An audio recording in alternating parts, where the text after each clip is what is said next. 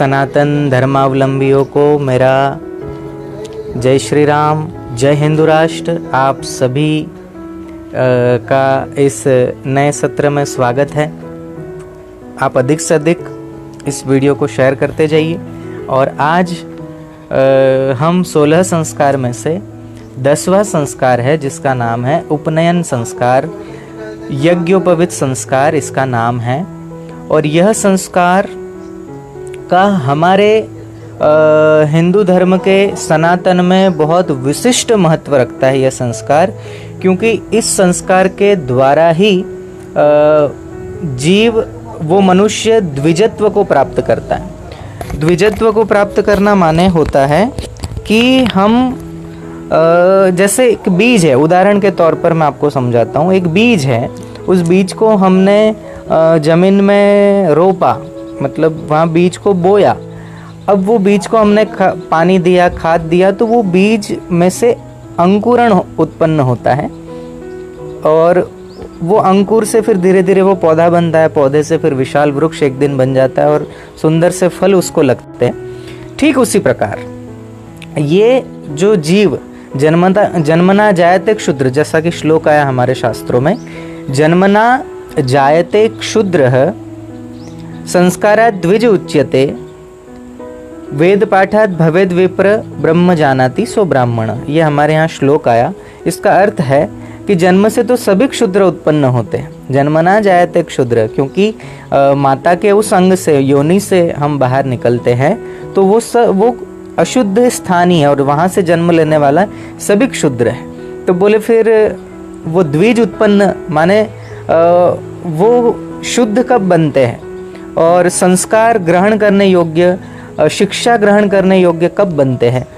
तो हमारे यहाँ कहा गया कि संस्कारात् द्विज उच्यते, माने ये जो 16 संस्कारों में से जो हमने गर्भाधान से लेकर ये 10वें संस्कार तक हम पहुँचे हैं, तो ये संस्कार जिनके होते हैं उससे द्विज उत्पन्न होता है, माने पात्र व्यक्ति तैयार होता है। कुपात्र में से सुपात्र व्यक्ति जन्म लेता है। और ये संस्कार करने से, उपनयन संस्कार करने के बाद उस बालक का, उस शिशु का, उस व्यक्ति का आगे के जीवन में पदार्पण होता है, जिसको कहते हैं वेदारंभ संस्कार। तो वो वेद पढ़ने का अधिकारी बनता है। जैसे छोटा बालक है, केवल दूध पीता है। अन्नप्राशन संस्कार कब होता है? बोले 6 महीने बाद होता है, जब उसके दांत निकलने की तैयारी होती है। तब हम देखते हैं कि हाँ, अब उसकी जठराग्नि पचने योग्य, पचाने योग्य, अन्न पचाने योग्य हो गई है, फिर उसको भोजन दिया जाता है। ऐसे ही व्यक्ति जब तक पात्र नहीं बनता, छोटा बच्चा है तो स्कूल जा रहा है, उसको सोने का महत्व नहीं पता है और आपने सोने की अंगूठी पहना दी, सोने का पैंडल पहना दिया, सोने के हीरे के कड़ा कुछ पहना दिया, और फिर आप उसको स्कूल छोड़ने जाएंगे, तो हमें पता है कि उसके दृष्टि में ये सोने का कोई मूल्य नहीं है, ये हीरे की अंगूठी है, उसका कोई मूल्य नहीं है। और उसको कोई भी बहला फुसला कर एक चॉकलेट दे दे, कोई मिठाई दे दे, आइसक्रीम ही खिला दे और बदले में कहे कि तू ये मुझे दे दे और आइसक्रीम ले ले, तो वो आइसक्रीम को महत्वता ज़्यादा देगा और वो सोने की चीज़ की महत्ता उसके नज़र में है नहीं, क्योंकि वो उसका मूल्य नहीं जानता। ठीक उसी प्रकार वेदारंभ, वेद क्या है, इसकी महत्ता क्या है, ये समझे बिना उसे पढ़ाया कैसे जाए। तो ये जो संस्कार जो है, ये संस्कार ये उसी के लिए है। ये संस्कार करने से उसके अंदर आगे की पात्रता विकसित होती है, तो ये बहुत आवश्यक है। आइए इस संस्कार के बारे में हम विशेष रूप से जान लेते हैं।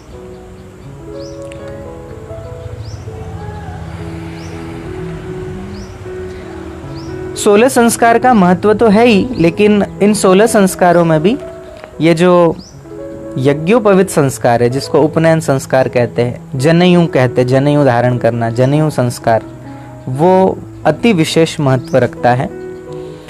समस्त संस्कार वर्णाश्रम व्यवस्था और वैदिक सनातन धर्म की आधारशिला माने जाते हैं। उसमें हमने पढ़ा है, पुरुष सूक्त में भी श्लोक आता है, ब्राह्मणस्य मुखमासित बाहु आदि। तो उसमें चारों वर्णों की पुष्टि होती है, जिसमें ब्राह्मण, क्षत्रिय, वैश्य, शूद्र की उत्पत्ति एक विराट पुरुष के विभिन्न अंगों के द्वारा होती है, ऐसा उल्लेख वहाँ प्राप्त होता है।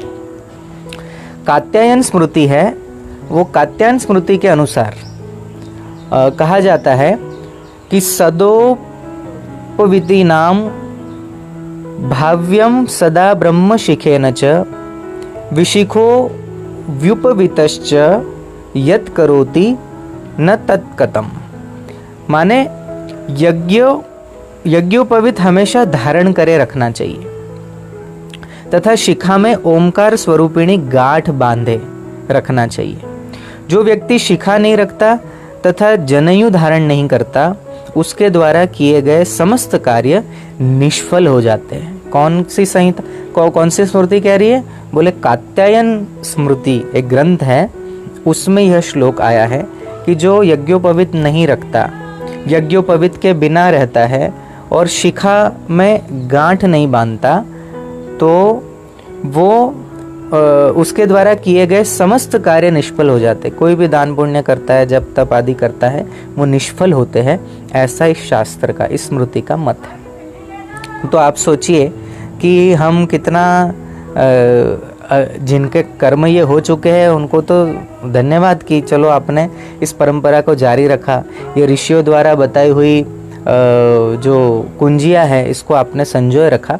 लेकिन जिन्होंने नहीं धारण किया उनको अब धारण कर लेना चाहिए।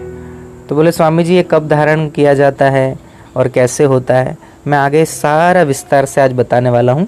आप इसको शेयर करते जाइए। जितना अधिक लोगों तक ये वीडियो पहुँचेगा उतने अधिक लोग इन संस्कारों का लाभ ले पाएंगे, अपने जीवन में अपना पाएंगे और इसका बहुत सारा जो लाभ है वो प्राप्त कर पाएंगे। अब इसके आगे सुनते जाइए कितने इसके लाभ हैं। ब्रह्मोपनिषद में उल्लेख आता है, यज्ञोपवीतम परमं पवित्रम प्रजापतेर्यत् सहजं पुरस्तात् आयुष्यम अग्र्यम प्रतिमुंच शुभ्रम यज्ञोपवीतम बलमस्तु तेजः। कि यज्ञोपवीत श्रेष्ठ तथा पवित्र है। इसकी उत्पत्ति कैसे हुई?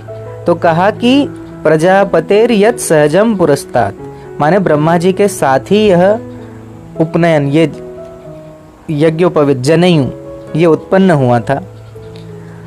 यह व्यक्ति को रोग मुक्त करते हुए उसकी आयु वृद्धि करने वाला उत्तम तथा शुभ है। इसलिए हे वत्स, तुम यज्ञोपवीत को धारण करके शक्ति संपन्न तथा तेजमय बनो। ऐसे हमारे यहाँ श्लोक है, मंत्र है। तो जो जनेऊ आदि धारण करते हैं उनकी शक्ति बढ़ती है, उनका तेज बढ़ता है, ब्रह्म तेज बढ़ता है, ऐसा यहाँ कहा है। और यहाँ साथ में ये भी कहा गया आयुष्यम अग्रण्यम प्रतिमुंच शुभ्रम, माने यह व्यक्ति, यह यज्ञोपवीत व्यक्ति को रोग मुक्त बनाने हेतु उपयुक्त है। रोग मुक्त रखते हुए आयु की वृद्धि करने वाला भी इस यज्ञोपवीत को बताया है। अब विष्णु स्मृति में जनेऊ कब धारण करे उस विषय में लिखा है कि गर्भाष्टमे तथा कर्म ब्रह्मण स्योपनायनम, कि गर्भ से 8वें वर्ष में संस्कार करवाए। माने गर्भ जिस समय ठहरा हो उस महीने से लेकर वो बालक जब 8 वर्ष का हो जाए तब वो 8वें वर्ष में उनका उस बालक का यज्ञोपवीत संस्कार कर देना चाहिए। अब इस विषय में कईयों का अलग अलग मत है। कई लोग 5वें वर्ष में कर लेते हैं। अब जो जिनका जन्म विप्र कुल में हुआ है, माने जो कर्मकांडी अपने आप को जो ब्राह्मण कहलाते हैं, वो लोग चाहे तो 5वें वर्ष में कर ले तो बहुत उत्तम है, और करते भी है कई ब्राह्मण। अब मुझे उस विषय पर अधिक बोलने की ज़रूरत नहीं, क्योंकि जो पाश्चात्य संस्कृति का जिसके मन मस्तिष्क में कोई गंदगी नहीं है और वो उस विदेशी संस्कृति से प्रभावित नहीं हुए, ऐसे ब्राह्मण तो इन जनेऊ आदि का लाभ उठाते ही है, ये संस्कार कर ही लेते हैं। लेकिन जो नहीं करते उनको कर लेना चाहिए। ये समस्त मानव जाति के लिए वरदान है ये यज्ञोपवीत संस्कार। जैसे जात कर्म संस्कार सभी के लिए अनिवार्य है, अन्य जितने भी जो मैं बता रहा हूँ ना, ये 16 संस्कार, ये 16 संस्कार प्रत्येक मनुष्य के लिए है। यहाँ ऐसा नहीं है कि अमुक जाति के लोग हैं तो वो नहीं पहन सकते, अमुक जाति के वो नहीं पहन सकते, नहीं, प्रत्येक मनुष्य इस यज्ञोपवीत संस्कार को कर सकता है और करना ही चाहिए। इसमें किसी प्रकार का बंधन नहीं है। कई जगह कुछ छेड़खानी की है कुछ लोगों ने, शास्त्रों में भी हमारे, जिसमें आपस में लड़ाने के लिए बोला गया कि क्षुद्रों को नहीं करना चाहिए, दलितों को नहीं पहनना चाहिए। अरे भैया, ऐसा कुछ नहीं है। इसके कुछ नियम है, उन नियमों का अगर पालन करते हैं तो कोई भी व्यक्ति जनेऊ धारण कर सकता है। इसके वैज्ञानिक भी कारण हैं और हमारे आध्यात्मिक कारण भी इसके बहुत सारे, वो सब मैं धीरे धीरे आपको बताता हूँ, ध्यान से सुनिएगा। बहुत लोग कहेंगे कि गुरुजी आप वो उल्टा पाठ पढ़ा रहे हो, दलित है, क्षुद्र है, वो कैसे इस जनेऊ का धारण करे, आप बताइए। देखो, देश काल वस्तु परिस्थिति के अनुसार सारे निर्णय होते हैं हमारे शास्त्रों में। एक समय था जहाँ पर आज भी जनेऊ धारण करने का नियम, कुछ नियम है, उनमें से एक नियम ये भी है कि जब भी आप शौच आदि लघु शंका के लिए जाते हैं तब उस जनेऊ को हमारे कान में लपेटा जाता है। कई तो दोनों कानों में लपेटते हैं। तो वो जो कान में लपेटा जाता है, वो क्यों लपेटा जाता है? क्योंकि वैज्ञानिक दृष्टिकोण से देखें, शरीर विज्ञान के अनुसार, तो यहाँ जो कल मैंने बताया था कि कान एक गर्भाशय में कैसे बालक रहता है, बस उसी आकृति का ये हमारा कान होता है और इसके अपने अपने अंग है। इसका कल मैंने विज्ञान बताया था और इससे बहुत सारी बीमारियां ठीक होती है इसकी मालिश आदि करने से। तो आप इसमें देखिए कि ये जो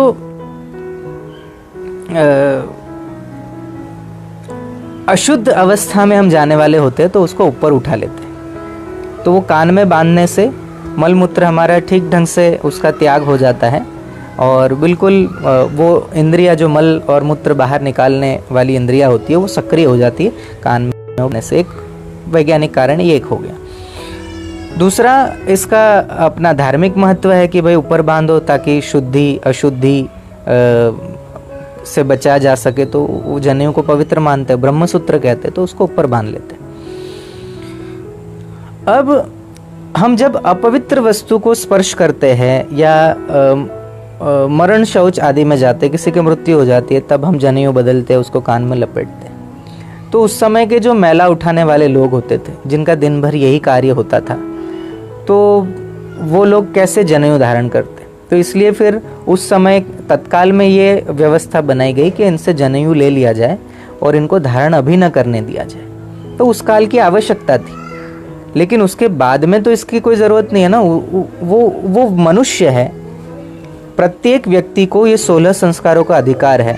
तो ये महत्वपूर्ण जो जनेऊ संस्कार है उससे कैसे हम किसी को वंचित कर सकते हैं? इसलिए मैं सभी से अनुरोध करता हूँ कि इस प्रकार की भ्रमणा न फैलाए।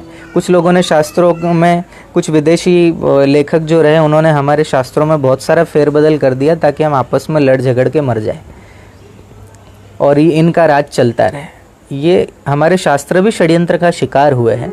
तो अब हमें वापस मूल की ओर लौटना चाहिए। जब भगवान ने मनुष्य में कोई भेद नहीं रखा, वो जितना क्षुद्र को हवा पानी देते हैं उतना एक ब्राह्मण को भी देते हैं।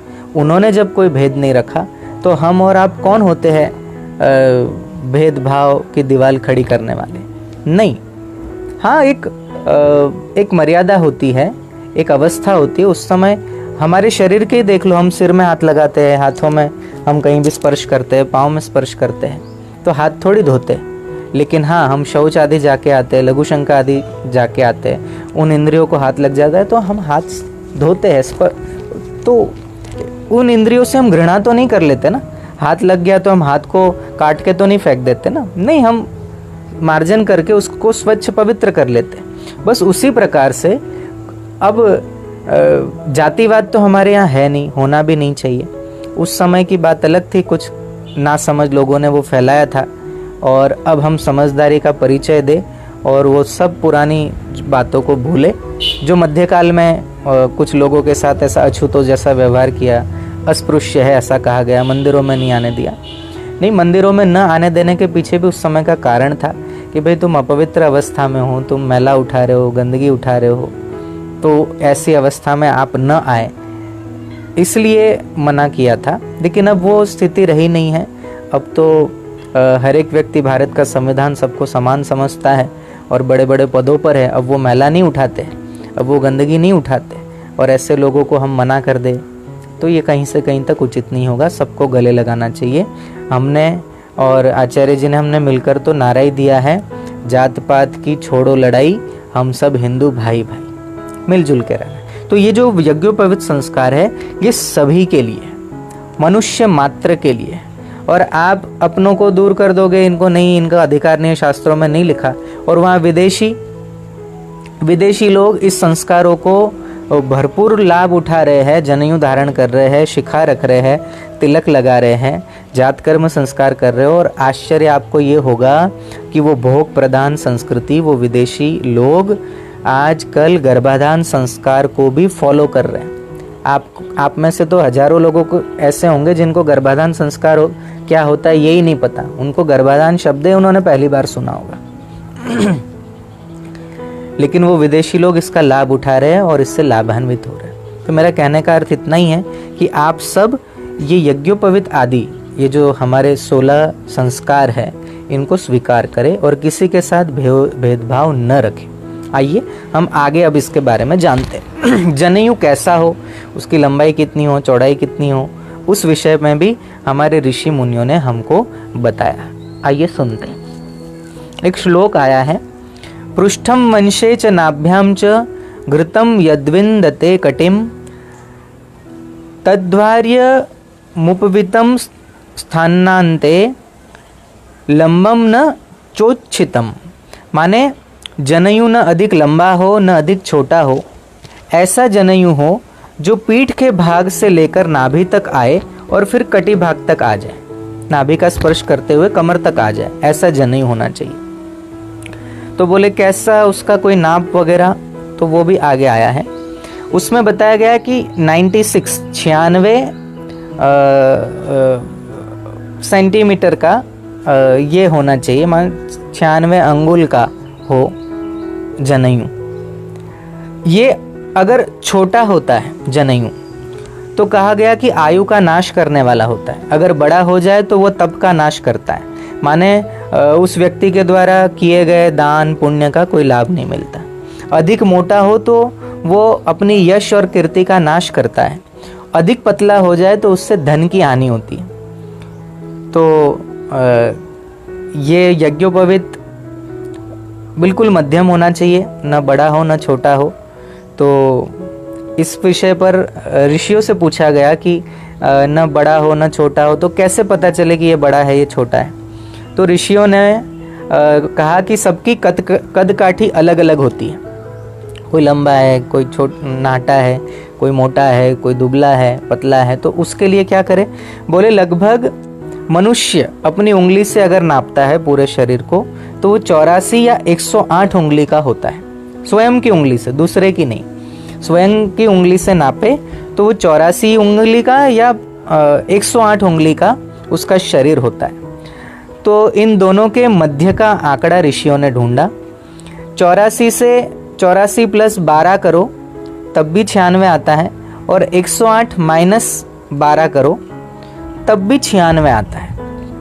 तो इसलिए ऋषियों ने कहा कि ये 96 जो आंकड़ा है, ये 96 अंगुल का जनेऊ, ये सब के लिए बराबर है, लेकिन वो अपनी उंगली का हो, ताकि वो बड़ा भी ना हो और छोटा भी ना हो। तो ये नाप हमारे ऋषि मुनियों ने हमको दिया है। हमेशा याद रखें कि ये जनेऊ संस्कार एक बार हो गया तो वो जीवन पर्यंत उनके कठोर नियमों का पालन करना होता है। अब मान लो यज्ञोपवीत ऐसी जगह पर जाने से बदला जाता है, जहाँ पर न जाना हो वहाँ चले जाए, अशुद्ध व्यक्ति, उसको अशुद्ध अवस्था में कोई स्त्री हो और उसको स्पर्श हो जाए, तब भी जनेऊ बदलने की बात है। तो कैसे बदला जाता है, उसका नवीन यज्ञोपवीत कब कैसे धारण करे, उस विषय पर आगे चर्चा करते हैं। इसके नियम होते हैं। मलमूत्रे त्यजेद विप्रो विस्मृत्येवो पविदृक् उपवितम तदुत्सृज्यम दध्यादन्यन्नवम तदा। माने मलमूत्र त्यागते समय कान में लपेटना अगर जनेऊ भूल जाए अथवा कान से लिपटा हुआ सूत्र सरक कर नीचे गिर जाए तो उस अवस्था में ये उपनयन ये बदल लेना चाहिए, उपवित बदल देना चाहिए। आगे बताया है सूतके मृतके क्षौरे चांडाल स्पर्शने तथा रजस्वला शव स्पर्शे धार्यमन्यनवम तद। धार्यमन्यनवम तदा माने सूतक में, सूतक हमारे यहाँ दो प्रकार के मैंने आपको पहले कहा था। एक जनना शौच होता है, माने घर में कन्या पुत्र आदि का जन्म हुआ हो तो उसके 12-13 दिन, कन्या के तो 40 दिन का सूतक मानते हैं, कहीं कहीं ऐसा भी होता है, तो वो सूतक। दूसरा मृत के, कोई मर जाए तो उसका 10-11 दिन का, 13 दिन का, 14 दिन का सूतक। क्षौरे माने बाल आदि हम कटवाते हैं बुधवार को और शुक्रवार को। 2 ही वार हमारे शास्त्रों में बताए गए जिसमें नाखून और क्षौर कर्म बाल आदि काट सकते हैं, तो वो क्षौर कर्म करने पर जनेऊ बदला जाता है। चांडाल स्पर्शने तथा, चांडाल माने स्मशान में रहने वाला जो मुर्दों को जलाने वाला व्यक्ति, उसका स्पर्श हो जाए तब भी जनेऊ बदल लेना चाहिए। रजस्वला का स्पर्श हो जाए, कोई स्त्री मासिक धर्म में है, 4 दिन के पीरियड में है, तो उस समय कोई शव हो, शव का स्पर्श हो जाए, तो इन स्थितियों में जनेऊ बदला जाता है। अब जनेऊ बदलते हैं तो वो समंत्रक बदला जाता है, तो जनेऊ बदलने के मंत्र भी मैं बताऊंगा। जनेऊ को अभिमंत्रित किया हुआ ही जनेऊ धारण करना चाहिए, तो वो अभिमंत्रित कैसे करना है वो भी विधि मैं आपको बताऊंगा। और उतारा हुआ जनेऊ जब जल में प्रवाह करना हो तो वो जल में प्रवाहित करने का भी मैं मंत्र आपको बताने वाला हूँ, ध्यान से आप सुनिएगा। इसमें ये बताया कि रजस्वला स्त्री का स्पर्श, अभी तो लोगों ने फिल्में ही बना दी कि अरे वो छूना नहीं चाहिए और ये नहीं, बोले उनके साथ नाइंसाफ़ी है, कन्याओं के साथ, माताओं के साथ, बहनों के साथ, ऐसा नहीं होना चाहिए। ठीक है, एक अवेयरनेस के लिए उन्होंने वो फिल्म बनाई, मैं विरोध नहीं कर रहा हूँ, लेकिन स्पर्श और अस्पर्श, शुद्धि और अशुद्धि का ध्यान तो फिर भी हम सबको रखना ही चाहिए, क्योंकि हमारे शास्त्रों का मत है और ये शास्त्र ऋषि मुनियों के द्वारा रचित है, और इनका अगर हमने उपयोग नहीं किया, इनका ही हमने विरोध कर दिया, तो फिर हम हिंदू किस बात के? हम हिंदू ही, हम सनातनी ही इसलिए कहलाते हैं क्योंकि हमारे ऋषि मुनियों ने जो हमें संस्कार दिए हैं, उन संस्कारों का हम बिल्कुल तटस्थता से पालन करें, वही तो हम हिंदू है। नहीं तो फिर ये आम, ये अरबी भेड़ों में और ये विदेशी बंदरों में और हम में फर्क क्या रह जाएगा? इन्हीं संस्कारों के कारण हम हिंदू हैं। इसलिए मैं कहता आया हूं कि हम कागजी हिंदू न बने, गुण और कर्म से हिंदू बने, तब हम इस भारत को विश्व गुरु के पद पर आसीन कर सकते हैं। तो उसके लिए आप प्रत्येक हिंदू को जागना पड़ेगा, इन संस्कारों से परिचित होना पड़ेगा और इन संस्कारों को अपने जीवन में लाना पड़ेगा दोबारा से, क्योंकि हमारे पूर्वज तो इसका पालन करते थे, लेकिन बीच में मुगलों की गुलामी, फिर अंग्रेजों की गुलामी, और ऐसा तो पाश्चात्य संस्कृति का कीड़ा हमारे दिमाग में उतर गया कि हमने अपने ही धर्मशास्त्रों को अनदेखा कर दिया, और वो अनदेखा करने का परिणाम ये आया कि हमारी संतानें ही देश विरोधी बोलने लगी, गौओं के प्रति सम्मान नहीं रहा, ऋषि मुनियों के प्रति आदर नहीं रहा, प्रेम नहीं रहा। अगर ये संस्कारों का पालन करेंगे तो हमारे बच्चे भी वीर उत्पन्न होंगे, ज्ञानी होंगे, बहुत सारे फायदे होंगे उससे। आइए आगे जानते हैं। यज्ञोपवीत हमेशा अभिमंत्रित करके ही धारण करना चाहिए। अब वो अभिमंत्रित कैसे करना है ये मैं आगे आपको बताऊंगा। यज्ञोपवीत धारण कैसे करे वो विधि बताता हूं, ध्यान से सुन लीजिए। स्नान करके जिस दिन आपको यह करना है, वो शुभ मुहूर्त देख के आप किसी भी भूदेव को बुलाकर उनको बुलाइए और उनको कहिए कि ये संस्कार करवा दीजिए, और सुबह स्नान करे, एक आसन पर बैठे, और आसन पर बैठे तो हमारा मुख पूर्व दिशा की ओर हो, और उसके बाद यज्ञोपवीत में थोड़ी सी हल्दी लगाकर संकल्प करके विनियोग करना चाहिए। और विनियोग का मंत्र बोलने के बाद फिर जनेऊ धारण करने का मंत्र बोलते हुए जनेऊ पर जल छिड़ककर उस जनेऊ को धारण करना चाहिए। अगर 2 जनेऊ धारण करने हो, 3 सूत्र का जनेऊ होता है, तो 2 अगर जनेऊ धारण करने हो तो 2 बार विनियोग करे, 2 बार मंत्रोच्चार करके धारण करे, एक के बाद एक। विनियोग का मंत्र है ओम यज्ञोपवीतमिति मंत्रस्य परमेष्ठी ऋषिः लिंगोक्ता देवताः त्रिष्टुप छंदः यज्ञोपवीत धारणे विनियोग। यह मंत्र बोल, फिर से बोलता हूँ।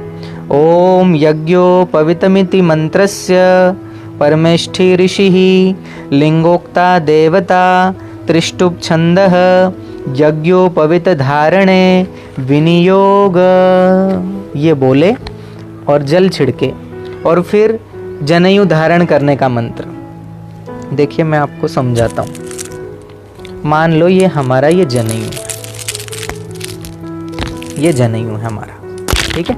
इसको इस प्रकार से पकड़े, छोटी वाली उंगली और अंगूठे में। ये बिल्कुल भगवान सूर्य को दिखाते हुए 21 बार 11 बार गायत्री मंत्र का जप करते हुए ये ऐसे हाथ हमारे सूर्य भगवान के पास ऊपर रहे और ऊपर देखते हुए गायत्री मंत्र बोलना है और फिर इसको इस प्रकार से धारण करना है। तो वो मंत्र है जनेऊ धारण करने का।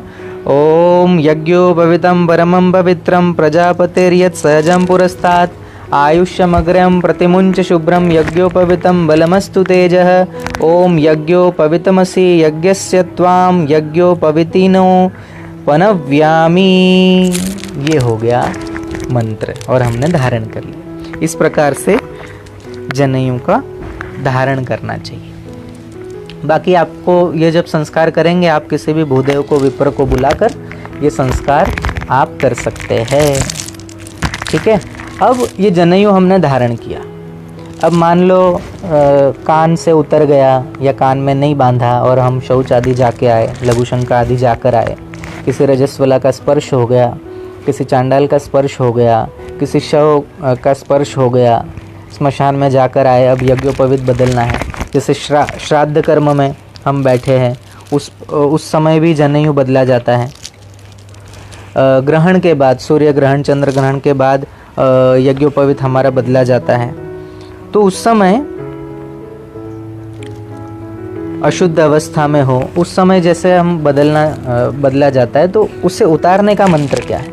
तो उसका उतारने का मंत्र है, वो भी मैं आपको बता देता हूँ।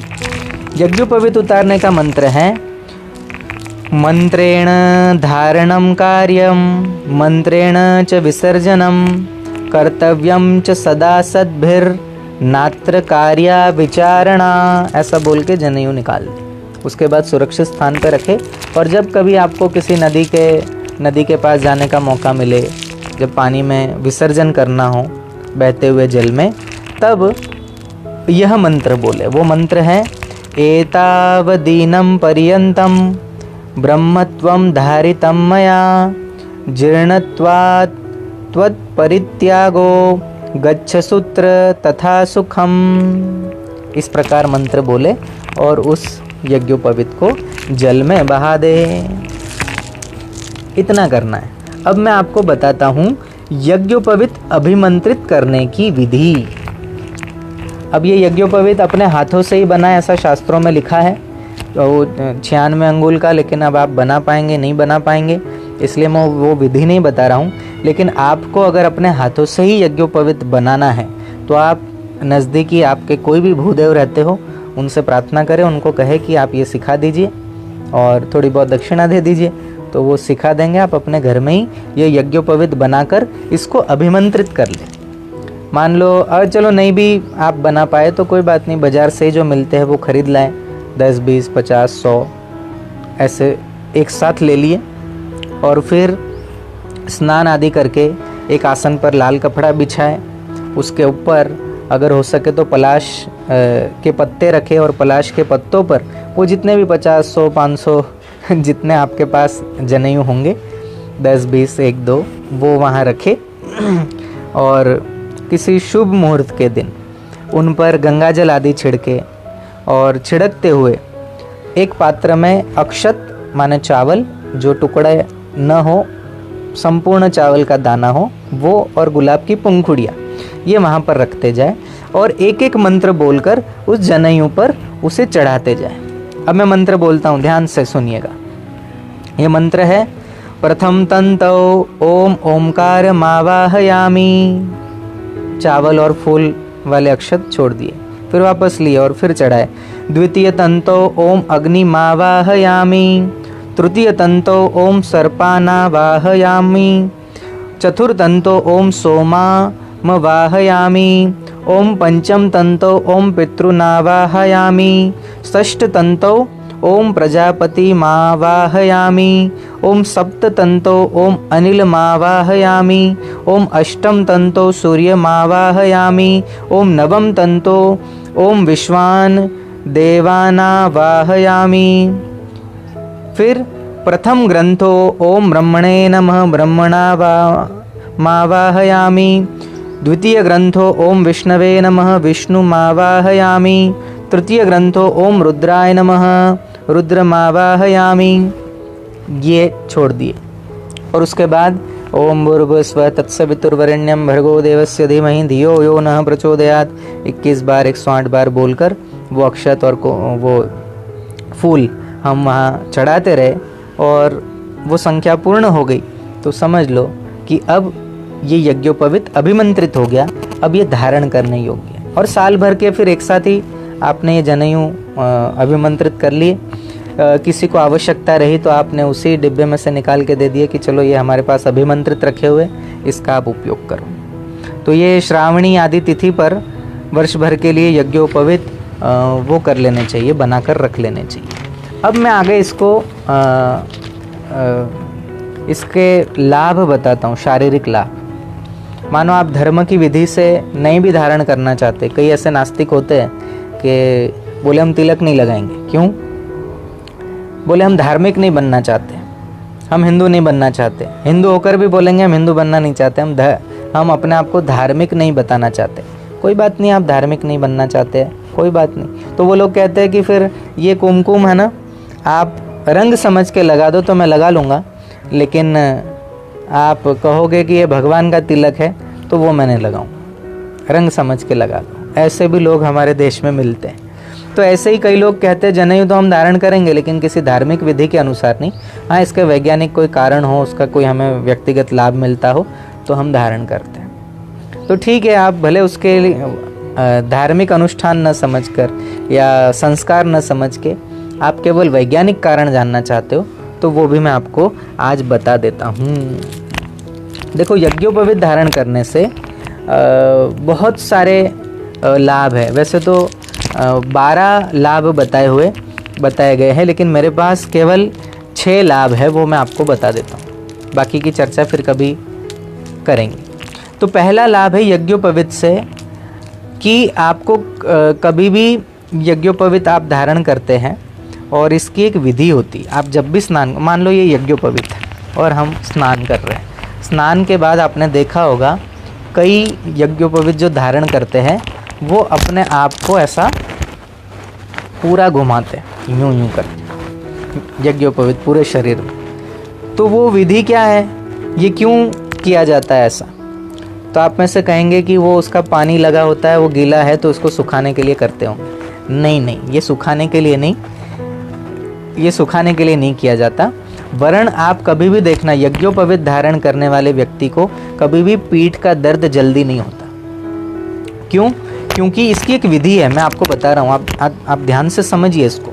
ये यज्ञोपवीत को पीठ पर से अगर हम ऐसे रगड़ते हैं, ऊपर से धीरे धीरे पूरा नीचे तक ले जाते हैं, कमर तक, फिर कमर से धीरे धीरे ऐसे करके ऊपर तक ले आते हैं। ऐसा अगर कोई व्यक्ति 7 बार करता है, 7 बार, 11 बार, 21 बार रोज करता है, तो आप यकीन मानिएगा बुढ़ापे में भी आपको कभी भी कमर का दर्द नहीं होगा। ये पूरी नसें पीठों की जो होती है वो एक्टिवेट कर देता है, बहुत मजबूती देता है ये यज्ञोपवीत। फिर किसी को सिर में दर्द है, दूसरा फायदा, सिर में दर्द है, किसी को माइग्रेन की समस्या है, तो आपको कुछ नहीं करना, यज्ञोपवीत को ही ऐसे पकड़े और बिल्कुल नाप ले ये दोनों का, ये जहाँ हमारा दिमाग है यहाँ से यहाँ तक ये नाप है। अब मैंने तो पगड़ी पहनी है, लेकिन फिर भी आपको बता दूँ, ये सिर का ऊपर का जो भाग है हमारा, वहाँ से लेके अब देखिए शुरुआत यहाँ से होती है, 1, ये 2, यहाँ पर आ गए, ऐसे करते करते 1, ये हो गया 2, फिर गए, ये हो गया 3, ये हो गया 4, ऐसे बिल्कुल रगड़ते हुए पूरा एक हाथ से दूसरे कोने तक जाना है, एक कोने से दूसरे कोने तक, ऐसा ऊपर से नीचे तक। ऐसा अगर आपने 7 बार किया, 11 बार किया, आप यकीन मानिएगा बहुत ही कम दिनों में माइग्रेन का दर्द ठीक हो जाएगा, सिर दर्द बिल्कुल ठीक हो जाएगा। और प्राणायाम आदि आप करिए, बहुत लाभ होता है। ये मैंने अपने जीवन में प्रैक्टिकल अपनाया और कईयों को मैंने कहा है, तो उन्होंने वो माइग्रेन में वो किया और हो गया। हमारे यहाँ तो माताएं भी यज्ञोपवीत धारण करती थी। आज भी बिहार में छठ पूजा आदि होती है, केरल की उनकी पूजाएं होती है, साउथ में, तो मैंने देखा है वो माताएं भी जनेऊ धारण करके पूजा करती। तो करना चाहिए, इससे बहुत लाभ है। तीसरा फायदा ये है कि इससे सदैव तरावट और स्फूर्ति रहेगी, आलसी प्रमादी व्यक्ति नहीं बनेगा। चौथा फायदा ये, इससे आरोग्य बढ़ता है। पांचवा फायदा ये है कि घुटनों के दर्द में भी आराम हो जाता है। जैसे आपका ये ऊपर हुआ, बस वैसे ही आपके घुटनों में भी ऊपर से नीचे तक, फिर नीचे से ऊपर तक, ऊपर से नीचे, फिर नीचे से ऊपर तक, ऐसे घुटनों में ऊपर नीचे 10-11 बार, 21 बार, जितना कर सके 2-5 मिनट आपने किया। धीरे धीरे आपके घुटने भी, उनकी जो नसें जो शिथिल पड़ गई, किसी कारणवश काम नहीं कर रही, दब गई, उनमें भी चेतना आ जाएगी। इतने लाभ हैं। फिर बताया गया, छठा फायदा बताता हूँ कि इससे मल मूत्र का त्याग आसानी से हो जाता है, कब्ज नहीं होता, और ये जो इंद्रियजन्य मूत्राशय आदि के जो रोग होते हैं वो नहीं होते इससे। क्यों? क्योंकि हमने इसको कान में लपेटा। और मैंने कल ही आपको बताया था इस विधि के बारे में कि वो जो कान में लपेट, ये जो कान की आकृति है उसमें ये सिर का भाग है नीचे का, ये पेट का, फेफड़ों का, ऐसा मैंने पूरा बताया था कि एक शिशु कैसे गर्भ में होता है, वही का वही शेप हमारा कान का भी। तो इसको जब हम लपेटते हैं ना, तो दबाव पड़ता है नसों पर, और वो नसें दबने से हमारी जो मल निष्कासन करने वाली जो नस नाड़ियाँ तंत्र है वो एक्टिव हो जाता है और जल्दी से पेट साफ हो जाता है। अच्छी तरीके से मूत्र की थैली खाली हो जाती है और बहुत सारी बीमारियों से हमारी रक्षा हो जाती है। तो ये तो छोटे मोटे मैंने फ़ायदे बताए, और भी ढेर सारे फ़ायदे हैं जिसको बताने जाऊंगा तो 2 घंटे भी कम हैं। ये है हमारे देश का सागर जैसा, या हमारे देश का मैस्टिकल लाइफ, हमारे देश की रहस्यमय दुनिया। ये रहस्यमय संस्कार है जिसके कारण हम हिंदू संपूर्ण विश्व में ज्ञान का परचम लहराते थे। वो हमारा ये देश है, वो ज्ञान है ये हमारा ऋषि मुनियों का दिया हुआ, और हमें इस पर अब चलना चाहिए। तो ये आज का यज्ञोपवीत पर जो कुछ भी मेरे गुरुजी के द्वारा प्रदत्त ज्ञान था, जो हमारे साथ ये संस्कार हुए हैं, उसके लाभ जो हमने पाए हैं, वो जितना हम बता पाए उतना हमने बताया। आगे और भी बहुत कुछ है, मैंने कहा, और इतने में ही ये शास्त्र समाप्त नहीं हो जाता। जो मैं यहाँ बोल रहा हूँ उतना ही केवल विधि और नियम नहीं है, अनगिनत विधियाँ हैं, अनगिनत लाभ है जिसका हम बयान नहीं कर सकते। भरा पड़ा है ये महिमा से और इसके लाभ से। तो बस इतना कहना चाहता हूँ कि हम कागजी हिंदू न बने, हम गुण और कर्म से भी हिंदू बनकर दिखाएं, तभी ये देश विश्व गुरु के पद पर आसीन हो पाएगा। संपूर्ण विश्व का नेतृत्व करने वाला देश हमारा बन पाएगा। तो जब हम में और आप में परिवर्तन आएगा, आपसे और हमसे ही तो ये देश बनता है, आप में और हम में परिवर्तन आ गया तो अपने आप ये देश संपूर्ण विश्व का नेतृत्व करेगा, उसमें कोई दो राय नहीं है।